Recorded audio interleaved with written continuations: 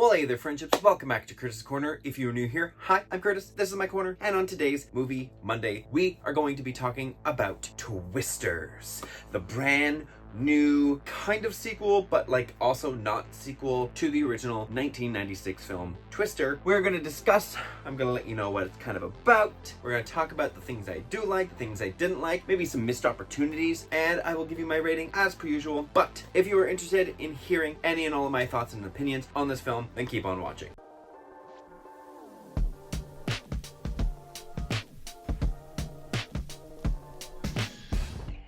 So before I jump into things, I better make this quick because people seem to not like when I talk and do, introductions that every YouTuber does. Make sure that you give this video a like if you enjoy movie reviews or movies as a whole. Don't forget to subscribe to my channel for weekly videos and hit that notification bell so you know when I post a brand new video, because if you don't, how else are you gonna know? You won't, so do it. Let's jump into this review. So, I went to go see Twisters. Now, I went in with some low expectations because Twisters holds like a very good spot in my mind. I thoroughly enjoyed this film though. This is taking pretty much everything that you know and love about the original and just kind of giving it like a little high shine gloss, if you will, on top, just to kind of elevate it to another level, bring it more into modern times, ramp up the action, ramp up even a bit of the comedy too from the first one. It is cementing itself and bringing back those old school destruction film natural disaster movies that I have such a soft spot for. Some of my absolute favorite type of genres are natural disaster films. Now, the premise of this film is essentially kind of the same as the first one, where it's a bunch of people who are doing sciencey things in order to kind of track, test, and understand how tornadoes work, what causes them, how to make them stop. And that's essentially what this one is. The first 10 minutes of the film is very fun at first, and then it just left field once the tornado hits and things just go downhill real fast. The setup for it, the fact of any and all promotion involved within this film, there's characters that are seen in the first 10 minutes that are never seen in any of the trailers at all. They are left to the sideline. You don't get to see them at all, which means when you see them in the film, you're like, you're all gone. And that's pretty much how it is. It's to set up how bad these storms can get. And you know that it's almost kind of like a revenge type of film where it's like this storm took these people from this person, and the entire film is basically setting up this person to kind of get over the grief and take down one of these storms once and for all. Obviously, it's never going to be a once and for all because these storms happen all the time. So as I said, this film is a great callback to those 90s, early 2000s natural disaster films while bringing in that nostalgia feel. It is bringing in some new takes. New technology is being used, new ways of forming these both practical and computer animated effects and merging them together as one. It is giving a new feel while also giving a familiar feel as well to new audiences that have never seen any of the older films, but still drawing in those older fans of films like this and wanting to see if anything is new, if anything is different. And while it is mostly still similar, there are some different things that they do use in this film that they didn't in the previous. Now, Daisy Edgar-Jones as Kate does a fantastic job in her role in this film. The effectiveness of her character within this story that they're going for, very simplistic story, it is used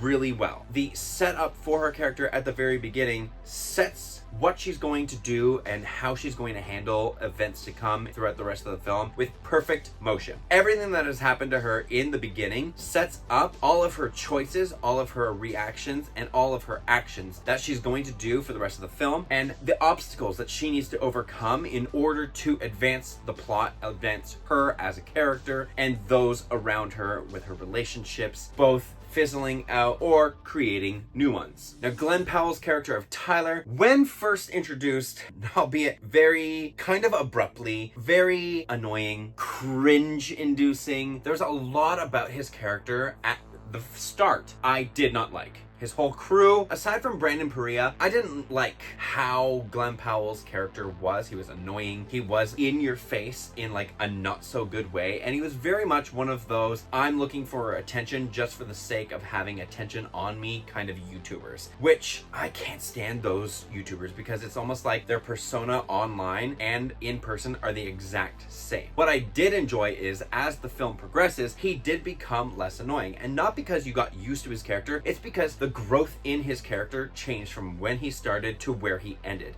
He ended up forming different relationships with the people around him, changing how he acts and reacts with Kate, and showing that he is not just this meat bag used in the film to just kind of have another character, but he actually has layers, some depth to him, and becomes this caring and sensitive character by the end, and is choosing to actively go out of his way to prove that he is not actually just this character that he was portrayed at in the first scene that he's in. I would even go as far as to say that the chemistry between Glen and Daisy could rival that of Helen Hunt's Joe and Bill Paxton's Bill from the original 1996 film of Twister as well. Their chemistry in that film was great. The chemistry in this film between the two leads is also great, and I would say they're very on par with each other. Now on to the effects of the film. For the most part, I would say 85 to 90% of the film, the effects look fantastic. There are a lot of practical effects. You can see the water, the flames, the wind,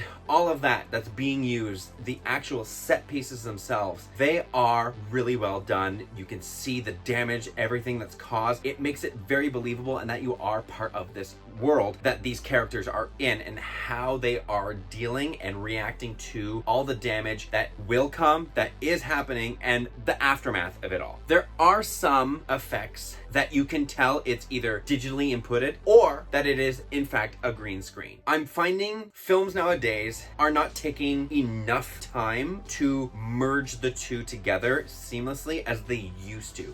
Yes, when you go back and watch the original film, and I'm even also going to throw in like the original Jurassic Park, there were green screens, computer animated stuff that is involved in those, and at the time it looked seamless. Yes, you can notice them now, but it was also a different time. Here in this day and age, with the technology that we have, we should not be able to point out which things are green screen, which things are digital. Everything should look seamless, especially if you want all of your audience to believe things like this are actually happening and can happen. Because when you make these films, you can't just shove digital things and expect people to be like, oh, okay, yeah, no, that totally can happen. Yes, it can, but you also want to add that believability in. Even if you know that it is something that can happen, when someone can clock that it is not real on the screen, they're not going to believe or take the threat of something like that seriously enough. And I think that's kind of where it loses a bit of points in this film. One other part that I wasn't too happy with was a very obvious missed opportunity that they easily could have put in to make the film stand out a bit better, especially nowadays when we are in the era of legacy sequels. This didn't need to be a legacy sequel, and it is not a legacy sequel. This film is definitely a film that is its own entity. It stands alone as its own. You can combine it with the franchise if you want, but it is technically the first of its kind. But the missed opportunity is having Kate's mother be part of this story. She has conversations with her mother through the film here and there, but when you actually get to see the mother, it's never Helen Hunt, and I think that was the missed opportunity there. If you had have brought Helen Hunt's Joe into this film, because the mother is in it for maybe 10 minutes, I think it could have been a great fan service that wouldn't take away from the plot at all. I think it would actually add more to the plot, especially considering Kate kind of has some resemblance to Helen Hunt's character back then, with how she dresses, how she acts, how she talks, how she thinks, what she does. All of that is very much Helen Hunt's character. And the fact that they didn't even come close to touching that is such a big missed opportunity. Because you take the mom out of the picture as well in this film, the story stays the exact same. There was nothing that needed to be added, but I think just having Helen Hunt in this film could have done a great connection that could have added a little bit more depth to the character of Kate, if that makes sense. All in all, this film is a fun, action-packed adventure that allows you to kind of subvert your expectations, let you understand kind of the science behind tornadoes, and as well as how unpredictable these storms can B. All of that being said, I am going to give Twisters an A-.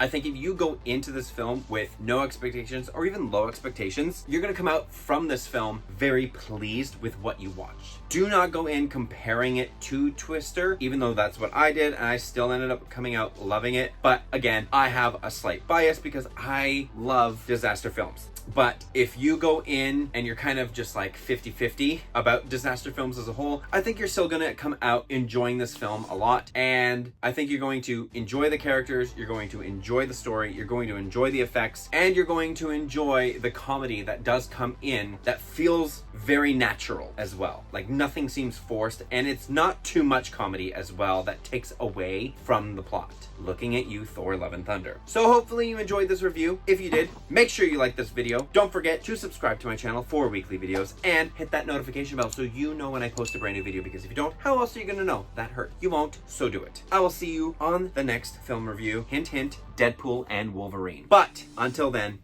bye friendships.